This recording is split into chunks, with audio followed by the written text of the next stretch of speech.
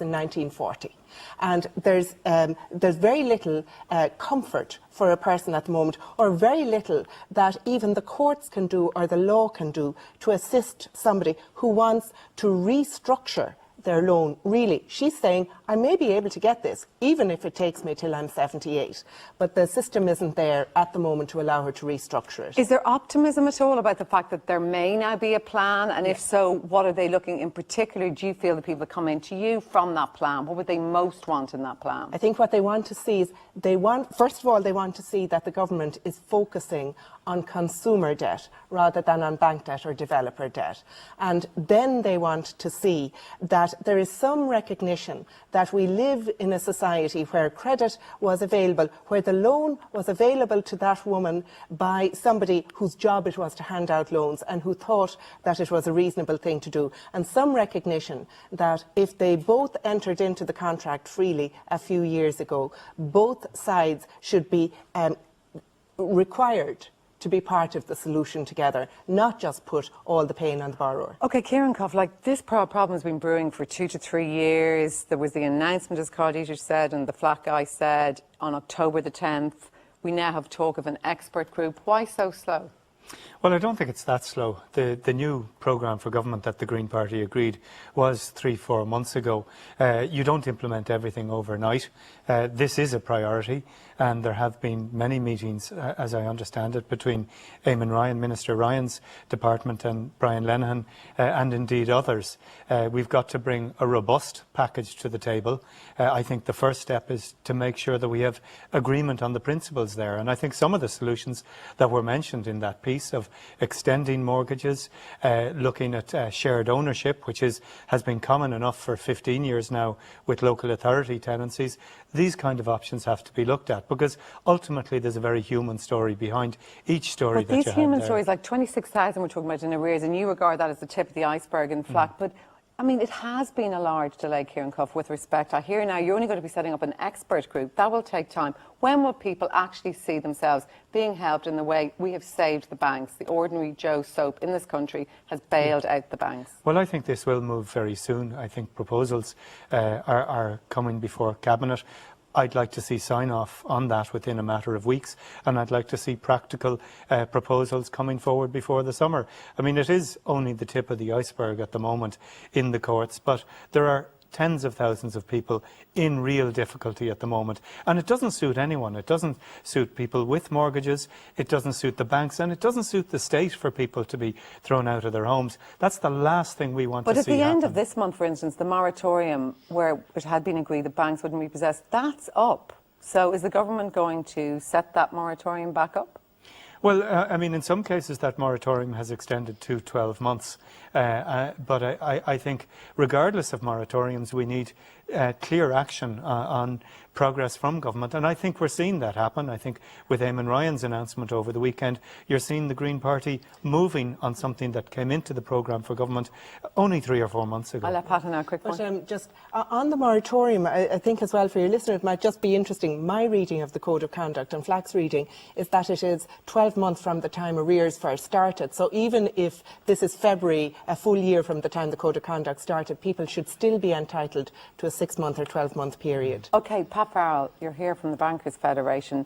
There is understandable anger, I suppose, because people see it quite simply. They feel that 11 billion alone went into the banks last year, and they are now possibly going to lose their homes. Anecdotally, the banks are not being kind to these people.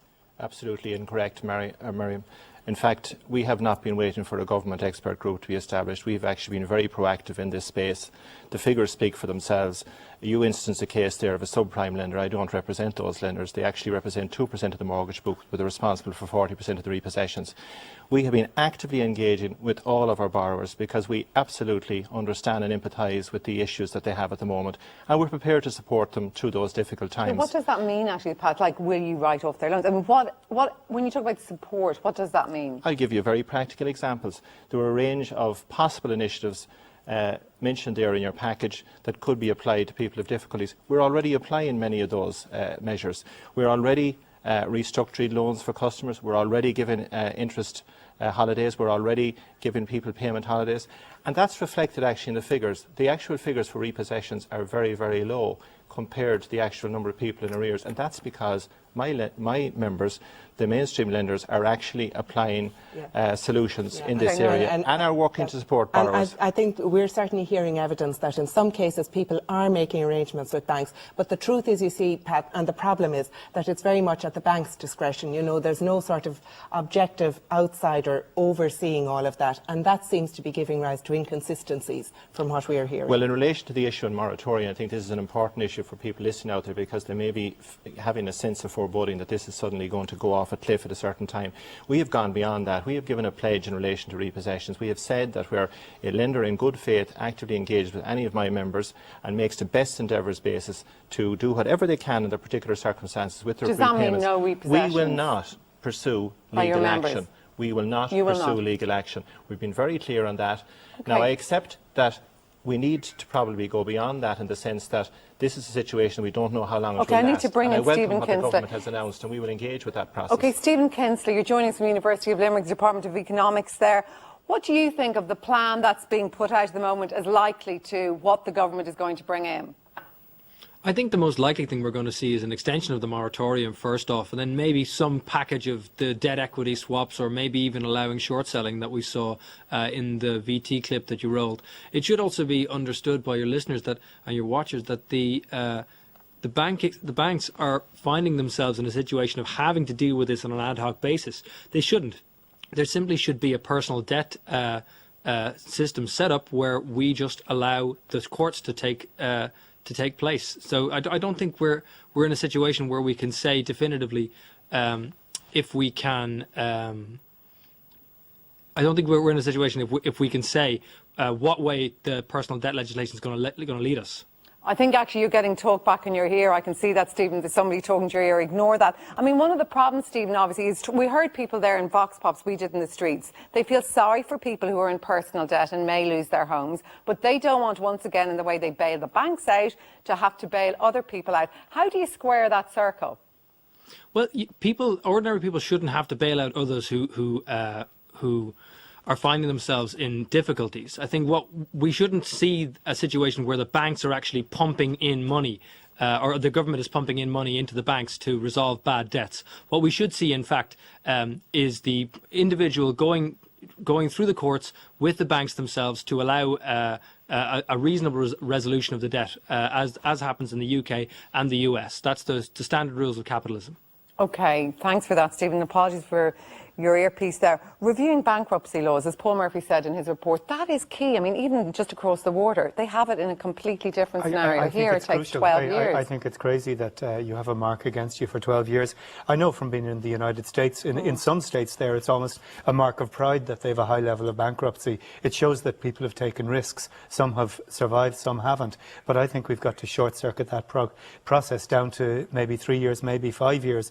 Not that people become flahulak about this, but that you do get through bankruptcy and you have a chance to fight another day, and I think that's important. I mean, the bankruptcy is only needed for some people. Most people will be able to work their way out of it with court protection or whatever, but for that, the bankruptcy option is totally out of the question for most people in consumer debt. Okay, we're going to come back and keep talking, so I know you want to come in. Pat Farrell and Charlie Weston is also joining us from the Irish Independent, but if what we were listening to isn't depressing enough, interest rates have already started to climb, putting more pressure on people already in debt. And as our reporter Donna Diamond now outlines, there may be little anybody can do to ease the growing pressure.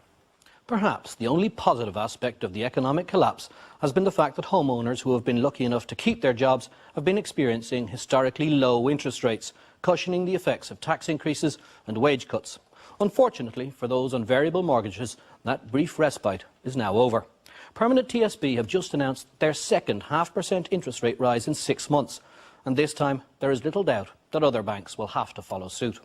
To begin with, we all know that the cost of funds have increased for the banks, and that goes back to the start of the credit crunch. It's also the case that margins in Ireland were much lower than in a range of other countries. So with the cost of funds gone up, with lending volumes down, there's going to be a need for the banks to raise interest rates if they're essentially to maintain profitability. So at one level, the surprise is that we haven't seen interest rate increases before this.